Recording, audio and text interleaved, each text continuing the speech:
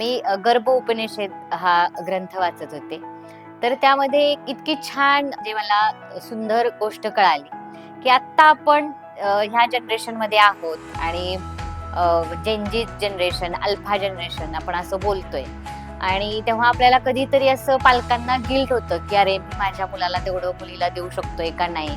किंवा बऱ्याच अशा गोष्टी आहेत, की मनात येतं, की अरे मी योग्य आई आहे का? मी योग्य वडील आहे का? असं मनात येतं. पण जेव्हा मी गर्भ उपनिषद वाचत होते तेव्हा एक लक्षात आलं, की इतकं सुंदर ग्रंथ आहे तो. मी तो टोटल 16 वेळा वाचलेला आहे. आणि त्यामध्ये असं आहे, आपण बाळाला चॉईस करत नाही, बाळ आपल्याला चॉईस करतं जन्म घेताना. म्हणजे हे आपलं एक सबकॉन्शियस माइंड असतं आणि जेव्हा आई वडील ठरवतात, की आपल्याला मूल हवं आहे, तेव्हा त्या बाळाशी कनेक्शन होतं आणि ते बाळ आपल्याला शोधतं, की मला या गर्भात जायचं आहे.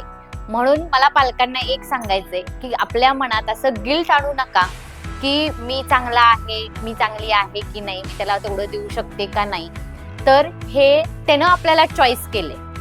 त्यामुळे आपल्याकडे जे आहे ते त्याच्यासाठीच आहे. आणि की हा गिल्ट न ठेवता आपल्याकडे जे आहे त्याला कसं चांगलं त्यात घडवू त्याच्याकडे भर द्या. पण मनात कधीच गिल्ट आणू नका, कारण बाळाने तुम्हाला चॉईस केलेला आहे, तुम्ही बाळाला नाही. त्यामुळं ते सुखीच आहे, छानच आहे आणि त्याच्यासाठी आई बाबा हे चांगलेच आहे. ही रील कशी वाटली ते नक्की कळवा. लाईक करा, शेअर करा अँड सेव्ह करा.